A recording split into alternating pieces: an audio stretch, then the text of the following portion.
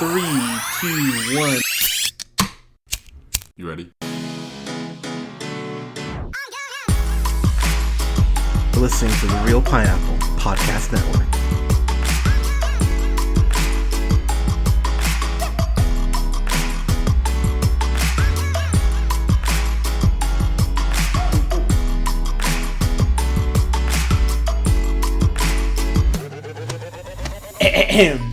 Good evening, everybody. Thank you so much for listening. We are the Real Pineapple, and we have, oh my god, we have a full house here. We've got Colin. Colin, how are you, buddy? I'm doing good, man. It's good to have all three bros here.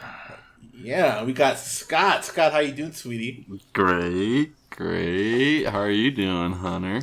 I'm very curious to talk to you guys about this. We're reviewing Venom right now, and what I'll say is, and we'll get it uploaded here, but I just reviewed Spider-Man 3 with my friend KJ, and I forgot how much I genuinely hate that movie. Topher Grace, of course, Eric Foreman playing Eddie Brock, Venom in Spider-Man 3, which is still just one of the... Oh god, that movie scarred me for comic book movies for a while. I just... Talk about a contrast between movies and portrayals of Venom. Yeah, Tom Hardy and Topher This Grace. creature demon compared to Topher Grace's emo. Yeah, what I did find interesting about this movie is that they went, hey, we're gonna go ahead and have Tom Hardy, who actually clearly likes being Venom. I mean, he was talking about how much he read the comics and all that as a kid, and how he generally found the character interesting. And I went, okay, yeah, Tom Hardy, but Sony admittedly has had a rather scattered past when it comes to superhero films. So I was really going in this going, they could Spider-Man 3 this shit. They could fuck it up, but maybe it would be good. They got Ruben Flesher to make it, who of course did Zombieland, and he did a movie Gangster Squad, which I didn't really enjoy. He did 30 Minutes or Less, which I actually think is really funny. So I thought the choice as far as director was good. I went, okay. What I'll say is I didn't hate this. Good to know. Good to know. Scott, talk to me. You seem the most hesitant. So. No, I was just, it's like dropping a bomb there, just waiting for the dust to settle. No, the thing is this movie, good is a bit of a stretch on this movie. I think because I came in with such low expectations, I didn't leave angry, you know what I mean? Like I would with, Batman vs. Superman or Transformers or a Medea movie. I just kind of left, I went, there's some stuff I enjoyed. There's some huge pacing issues that we'll get into, but what were you expecting? What kind of Venom movie were you expecting as far as comics go? Now I know a lot of people are going to say this and say it's kind of giving it almost an out or being overly critical, but this really need to be rated R. To do a proper Venom movie, it need to be rated R, especially because they have Venom biting people's heads off in this movie, and it just cuts away. You don't even see blood or anything. It's just like, he ate a head. Whoops, and that's all they show. They don't show blood in this at all. It's all done in the shadows because this is a very dark movie too. And I think the biggest complaint I had is that there were some parts of the CG on the suit that I thought looked cool, but then there are other parts of the CG I went, oh man, they you could see the green screen, and yeah, so there was definitely some stuff I was just. I think they definitely relied on the green screen pretty heavily throughout this movie. And you got to expect, especially if you're going to be seeing a lot of Venom, which I think his character, when they did the close-ups of him and Tom Hardy together, I think that looked pretty cool. And pretty intense. Especially, I saw this in 3D in that RPX thing, that experience that Regal does. Okay. So it was super loud and intense, and I think it looked pretty good up there. But yeah, you're going to be getting a ton of computer animation in this. Colin, what were you expecting going into it? to touch on the CGI, yeah, I thought it was actually pretty good. Like I liked the look of Venom in the movie.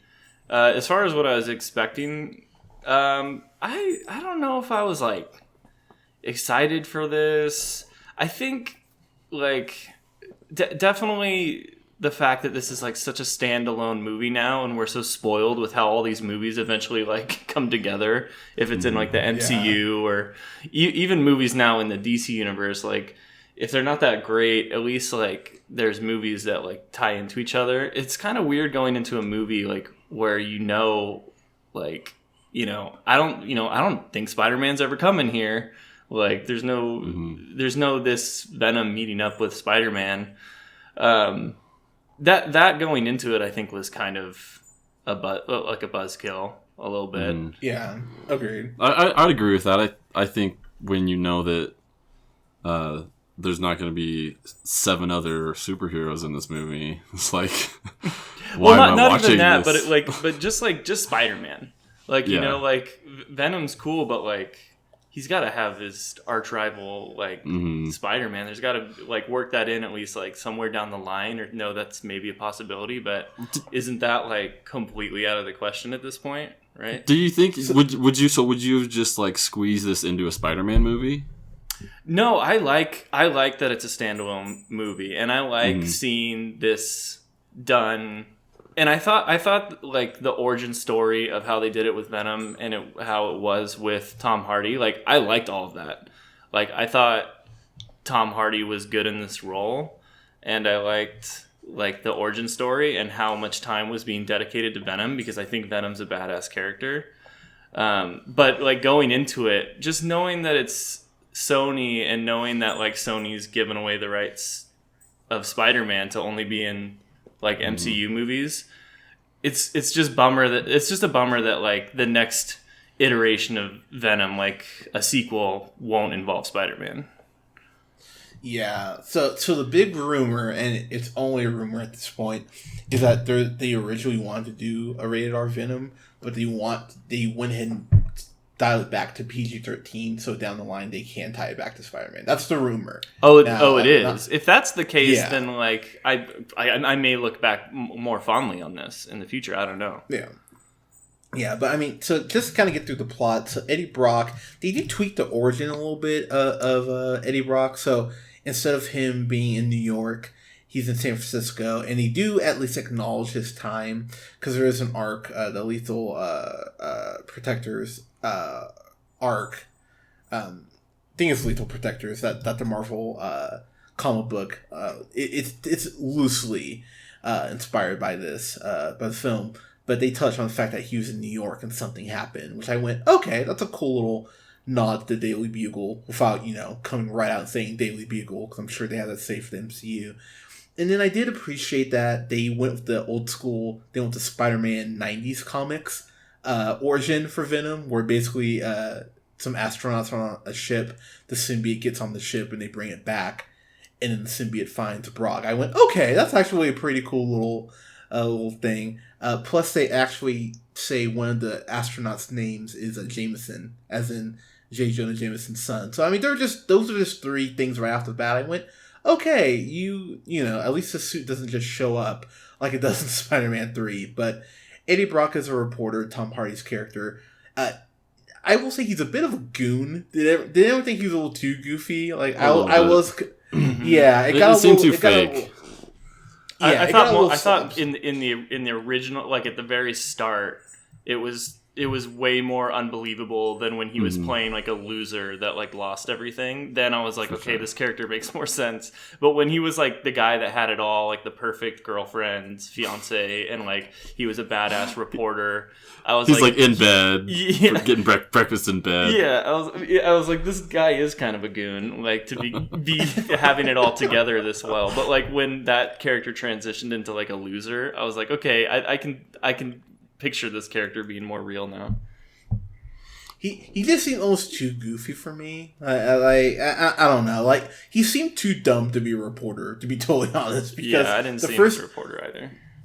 Because the first time that he meets the villain, Riz Ahmed's, Carlton Drake, who's running the Life Corporation, I want to say. It's evil bad guy corporation, science corporation. That might as well be the name of it. But the first time he meets him, by the way, he finds out that Carlton Drake has this shady side to this company by hacking his girlfriend's computer, which I went, that's a cool way to make me want to cheer for him. His girlfriend Anne, played by Michelle Williams. I think what kind of bothered me about that is that he guessed her password so easily. I went, if she's a reporter, I would think she would have a stronger pass. No, she's a lawyer, right? She's a lawyer. Yeah. Wouldn't you think that being a lawyer, you would have a difficult password to protect all your shit? You know what I mean? Yeah, it's believable if like your significant other is the one person that could guess it though, because they would know things about you that no one else would. That's fair.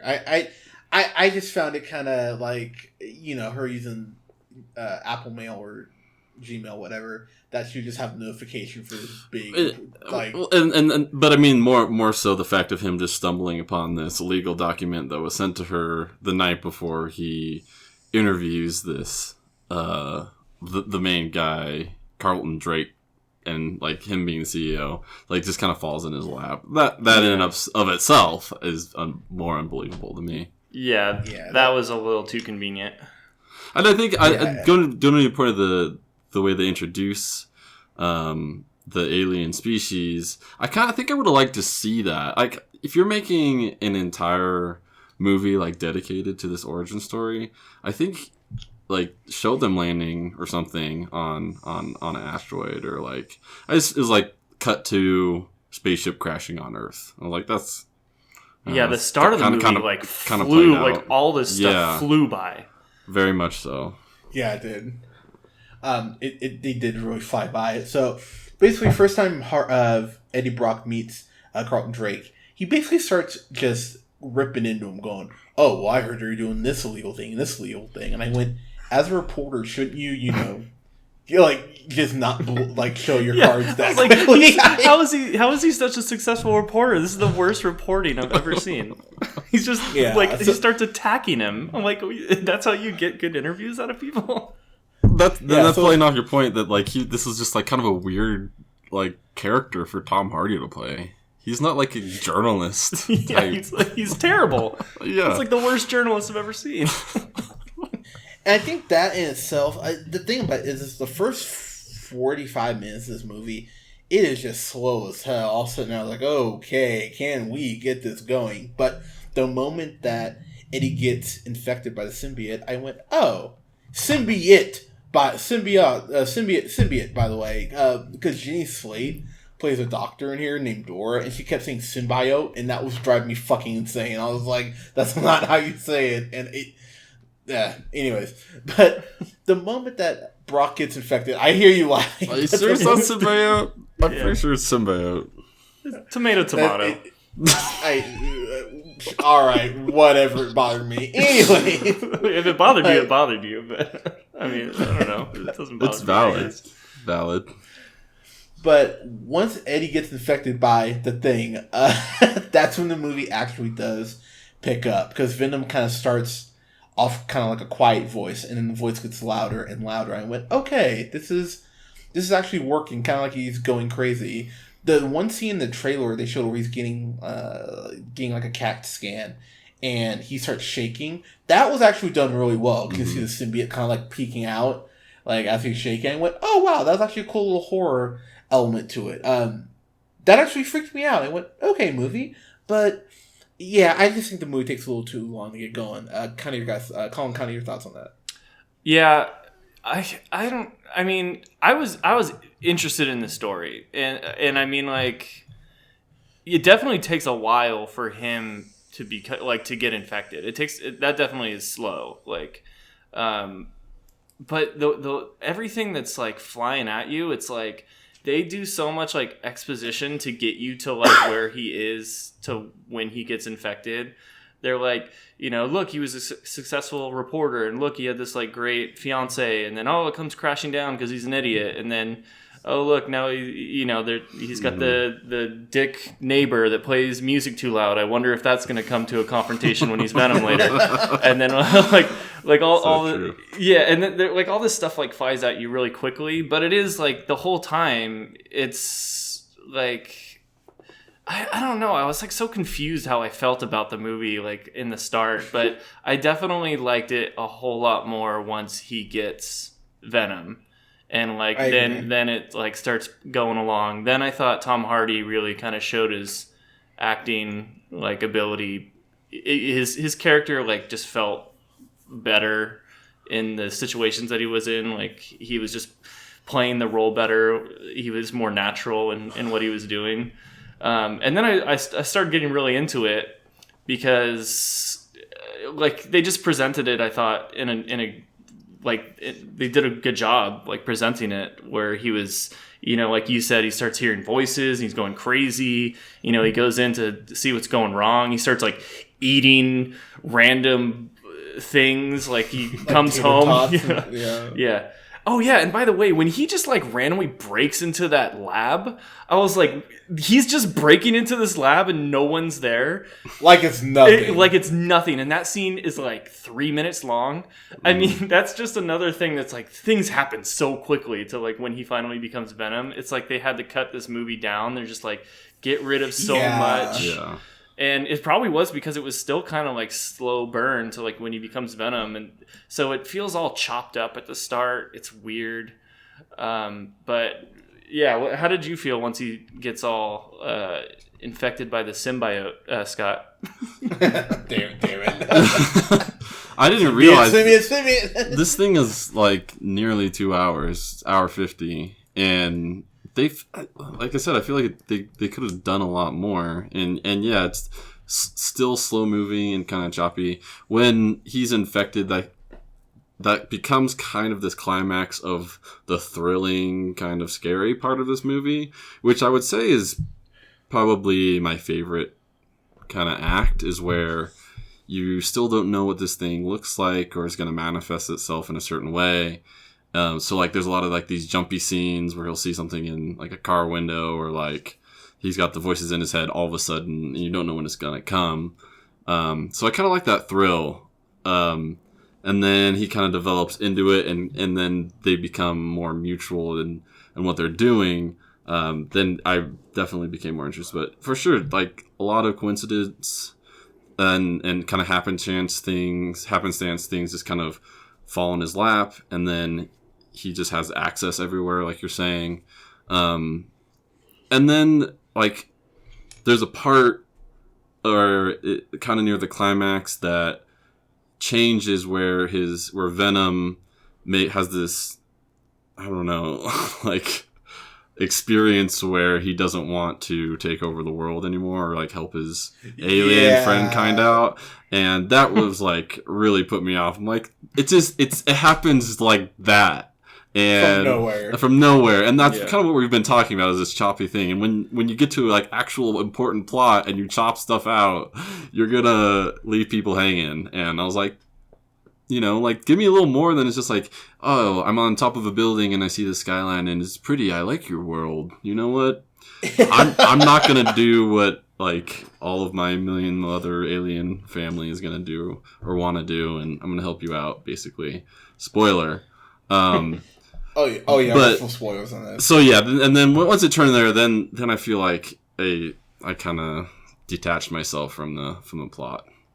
I think what bothered me in particular is how, and Eddie even calls them on that. He goes like, "Weren't you going to take over the world?" And he goes, "Well, back on my planet, I'm a loser, kind of like you. So now we can be great together." And I was like, "Okay, movie." They're like, buddies now. They're both losers.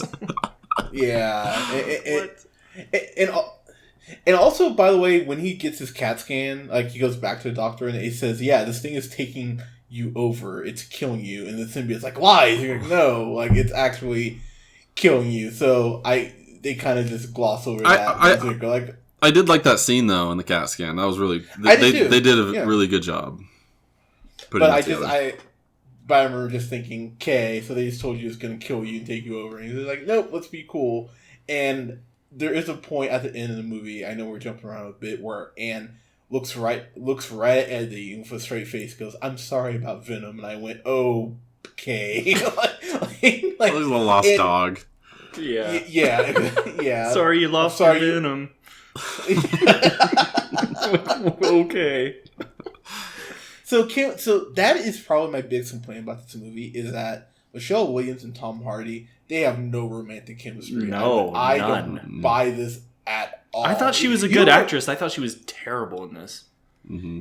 Yeah, and there's a scene where the symbiote takes her over and she passes it back to Eddie, but they have to make out in order for him to get the suit back, and I went, that's cool, alright, like that's just the most cliche thing like you could think of. But yeah, there's no romantic chemistry between them. When she breaks up with him, I went, I didn't feel her anger in this at all, and she just lost her job. Yeah. And like the next day, some guy has keys to her house. Like that's what the timeline makes it seem. Like day 2, I'm with somebody else, and that whole like awkward, like Tom Hardy's character has to interact with her Michelle Williams' character's Anne, her boyfriend at the time, who's a doctor who's trying to help get the parasite out of him, and it's just like this very awkward love triangle. And that was kind of a strange twist. So stupid. It's such like dumb writing, I feel like. Yeah, completely unnecessary. Like the boyfriend is the surgeon that he wants to help him so bad. Like this is like the ex-fiance of your girlfriend. Yeah. Who was just in a restaurant like eating a lobster and like stomping all over your table and stuff. By the way. Yeah, like raw. Like are you okay, man? Why don't you come over? Let me check you out a little bit. Yeah, I would be like, you're staying as far away from my new girlfriend as possible. Like, right. I'm not taking you into my hospital. You need to be taken by like a psychiatric ward. Yeah, that was something I was going, okay, that's a very tough pill to swallow too. I mean, and he's just going along for the ride, like he's just like, whatever. Like Eddie's coming around my house all the time with my girlfriend, but that's fine. Like, yeah, he's a giant monster, but what are you gonna do? yeah. When life gives you Venom. Oh, nice. Thank you. You make Venomade. Yeah, there you go. Classic. And the last complaint I'll bring up is the last fight between Carlton Drake. I believe the symbiote is a Riot, I believe, from the comics. In Venom, the scene is shot so poorly, it's so dimly lit, I can't fucking tell what's happening. It reminded me of a Transformers movie when when robots are fighting each other. I can't tell who's who. Like, they both were just dark symbiotes, and there wasn't like a spotlight or anything. But I really hate how the last fight scene was shot. Kind of your thoughts on that, Colin? Yeah, I really hated that, like, you never got a confrontation with the... I thought the dude playing the bad guy was actually really good. Like, Riz Ahmed. I thought that dude was sinister, and, like, I thought he was, like, pretty good villain. And then I thought it was, like, you didn't get a good payoff, like, because at the end he just, like, becomes Riot. And then I'm just like, I don't care about Riot. Like, I want to see this, like, Carlton Drake dude, like, get his comeuppance, like... But yeah, the last fight scene, I thought parts of it was like kind of cool ideas of what they were trying to do, but like it was all like at one point Tom Hardy and Riz Ahmed, like Eddie Brock and Carlton Drake were in the same body. Like there was a part when like Venom like absorbed. Or, like, Riot absorbed Venom, and I was like, no, there's 2 humans in there. You can't just... what are you doing? And then they, like, split back apart, and I was like, what is happening? But... and then there's, like, a fist fight there, too. Yeah. Yeah, for a couple seconds. Awkward fist fight. Yeah, that was weird. I will say this. I want to touch on 2 things I liked. I liked the car chase in San Francisco. Yeah, I thought that was actually really done. cool. I liked how Venom was like reaching out and helping him do like crazy drifts around the corners and stuff. I thought the CGI was like really like seamless in that. Whoever did that, I thought that was really good. It looked like there was a lot of like real vehicles involved and real stunt work being done as well. So I thought that was actually really well done. I was like kudos to that. And then I thought it was cool when they shot all of the gas grenades. And then Venom came out. I was like, that was pretty badass because like Venom was just like sneaking through the gas, and I was like, oh my god, that'd be so freaking scary. Like this big Venom monster coming at you through the smoke. Those are the two parts I liked. No, I love that military scene. I thought was really well shot. The thing is, I think once he gets the symbiote, pretty much from that moment, even when he's getting out of his apartment, when the guys from the Life Corporation come to try to take him. And then he goes ahead and breaks out of his apartment. And of course, as you mentioned, Colin has that confrontation with his neighbor and goes, turn your music down or whatever, and turns partially to Venom. The guy goes, okay, sorry. And, so from pretty much that moment on, all the Venom Eddie stuff is really well done. But it's just, it's just really choppy, and I think that was what was frustrating me. I thought Riz Ahmed, he was menacing at points, but they just didn't give him a whole lot to do. I thought they just gave him some really bad dialogue, and he took what should have been just dog shit dialogue and made it somewhat passable. I think that as the movie went on and the symbiote finally got him, he just kind of went mad, and I thought that was actually pretty cool to watch, because he's going to just launch this rocket into space, and everyone's like, oh wait, we don't have anyone controlling it. He's like, oh, don't worry, I got it. And you gotta see everyone look at him like, what the fuck is going on with this guy? And then he turns in a riot and fucks everyone up. And I went, oh, okay, that was actually pretty cool. So there's some stuff I think you'll like here. I think what drove me just nuts though is that some of the dialogue, especially a lot of the humor, just does not land. Especially when it's not between Venom and Eddie. There's a couple points where Anne, his girlfriend, tries to be funny. I went, I don't like this. And you have Jenny Slate, who's a talented comedian. Sorry, before everyone goes like, but you make her a straight woman, so she's not funny, but she's the one who's the most qualified to be doing comedy, and so there's just inconsistencies. Also, the CG I thought in the suit, while it looked good at points, this could have used an extra like $30 million. They kept the budget at $100 million, and I get it because they didn't know if this was gonna make money or not. But it did, by the way. It definitely did. Yeah, it made like 80 this weekend. 80, and it brought in, I believe, 170. I think it's including domestic, 175 worldwide. Jeez. So yeah, Sony's very happy with this gamble. Before I throw it back to Scott, I'm just gonna kind of wrap up here. My final thoughts. I think this movie, people were expecting a train wreck, and the fact that we didn't get another Spider-Man 3, that's a small victory. At the same time, there's a lot of stuff here that if they just tweaked a little better, it would have been, I think, a good, if not a great film. We haven't mentioned it yet, but there's two in-credit scenes. One with Cassidy, who ends up becoming, of course, Carnage, who's played by Woody Harrelson in the worst hairpiece I've seen this side of Nicolas Cage. Holy shit, dude, that hairpiece, man, he looked like Bob Ross. It was like, holy shit, that hair is bad. And I didn't even know it was him. Everyone, you didn't recognize him? No. Really? Well, no, I don't think so. I never remember being like, oh, Woody Harrelson's in this until I'm just looking at the cast list and you're talking about him. That's so funny. It was because wasn't it? It was after the credits. Yeah, it's a mid-credit scene. Oh, I didn't stay for that. Yeah. Okay, I never saw it. Never mind. Okay, yeah. I was like, wait a second, that wasn't actually part of the movie. That makes sense. Yeah.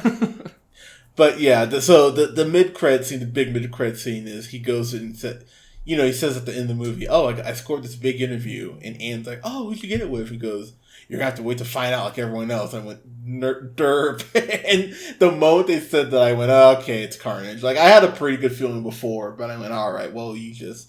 So, of course, Woody Harrelson's in there. Scott, can we talk about that hairpiece, how bad it looked? Like, did that not look like shit? Yeah, he looked like a clown, actually. It was like a curly blue wig. It's very strange. It was really bad, but he tells him, I'm gonna get out of here, and when I do, it's gonna be carnage. I went derp. I mean, honestly, he did just about everything besides look at the camera, make the sound himself, and then go. Maybe carnage. give him a wink. Yeah, that's all, folks. But I will say, man, I did have fun with this. I thought Tom Hardy. Every time this movie was losing me, I use this analogy with my friend when she asked me about it. I said, you know how you play Sonic the Hedgehog and you're running out of air and the music goes like da da da da da, and you get an air bubble and you go like, oh, hooray! That Tom Hardy was that air bubble. Every time the movie was starting to just suck and I was starting to get a little irritated, Tom Hardy would come back as Venom or just say something kind of funny. I went, okay, like he's helped me get through this. Is this a great movie? No. Is it a good movie? At points, yeah. So I'm gonna give it. I'm going back and forth with my grade. I'm gonna give it a C. I'm gonna give it a C plus. I think C plus is fair for this. If you see it at an early matinee, if you rented it, you'd be like, all right, that was worth it. So yeah, C plus for me. Scott, your final thoughts and grades there. I think as I mentioned before, the best thing I got out of this was kind of the thrilling parts and the build up to the accumulation of Tom Hardy's character Eddie Brock and Venom and their relationship together. And I don't know if you like rented this or saw it like on your computer, if it would kind of give you that same thrill. Okay. But yeah, I went in kind of wanting to like this movie because I really like Tom Hardy. I think he's an excellent actor. It just the chemistry wasn't there between Anne. I think Riz Ahmed played a great role, but wasn't given a whole lot. And like you're saying, the choppiness just I think killed the flow. And I think there could have been a lot added to a movie that was nearly 2 hours, and with the way that it was played out, should have only been at most 90 minutes. I wanted to like it. I just didn't really enjoy it. But I thought the action and the thrill, I think, is worth like a rental, I would say. So pretty average. Tom Hardy was not kind of what I wanted him to be coming out of this movie. So actually, I came up with the same grade as you, C plus. C plus. All right, Colin, what you got? Yeah, we're all pretty much in agreement on this one. I like the middle chunk of this movie was my favorite. Yep. I definitely agree that Eddie Brock and Anne had very little to no chemistry, and they're on screen together a lot. The best parts was Eddie Brock and Venom, figuring out how to coexist. I thought Venom, when it came to action scenes, when he's evading the police or the henchmen, or he's fighting a big group like a militia, is better than when he's fighting like another CGI like riot on screen. So it was just a lot of hit and miss. It was just like very average. I love Tom Hardy, and then I mean, I think it would be cool to see this Venom with Tom Hardy with like the new version of Spider-Man with the dude playing it now. Tom Holland. Yeah, Tom Holland. I mean, that would be so cool. And so, I mean, I don't hate Venom. I didn't like the core of what they did with this movie, like Tom Hardy playing Eddie Brock, who is Venom. Like when it came to like that all working together, I thought that worked. But this movie as a standalone movie is like not very good. so I don't know. It was so average. It was just I can't give it anything else than just like a completely down the middle C. So nice. Hey, fair enough, man. Like that's the thing. This isn't one of those movies where someone was like I really enjoyed that. I'd be like, well, all right. Like, I just don't hate it enough. You know what I mean? I was just like, all right, it's fun in points, but I just, it could have been better. Right. I could talk to someone that loved it, and I could talk to someone that completely hated it, and I could like have points to agree with both. I would just not talk about the other half of my opinion. Yeah. Exactly. It's pretty forgettable, I would say. I don't think I'm gonna remember this movie, and when we're thinking about our top 10 or bottom, honestly, our bottom 10 either. Yeah. Damn, that's fair. This will fall into the Ben Affleck Daredevil in 10 years in my mind. Damn. I'll be like, oh yeah, Ben Affleck. Remember Tom that one Hardy time? was Venom. That's right. Yeah. Oh my god. That's crazy. 2018. Jeez, he did do that. One for them, one for us. Yeah. Gotta make that money. Very, very, very true. Very true. But guys, let us know what you thought of Venom. You can let us know in the comments below. You can follow us on Facebook. Like us on Facebook at The Real Pineapple. You can follow us on iTunes, Google Play Music under Podcast, and SoundCloud at The Real Pineapple. Follow yours truly on the Twitter at JHunterRealPineapple. You can follow Scott on Twitter at Newman the First. You can follow Colin on Twitter at The Real Neil. Guys, thank you so much for listening. We'll have reviews up this week for Weekend for A Star Is Born. Bad Times at the El Royale, which I'm really stoked for that movie. I think that looks great. And to go ahead and I'm so excited for this movie. First Man, I'm so stoked for that movie. I think I'm going to see it in IMAX. You know what I mean? Maybe smoke a little before. Yeah. Maybe take your pants off. See where the night goes. Yeah. I'm pretty sure they frown upon that, unfortunately. Frowning is, doesn't sound too bad to me. Yeah. It's really dark in the theater. You can't see the frowns. Alright, I'll remember that until you guys I'm gonna have to post bail. But guys, thank you so much for listening. We'll talk to you soon. Peace. Wow.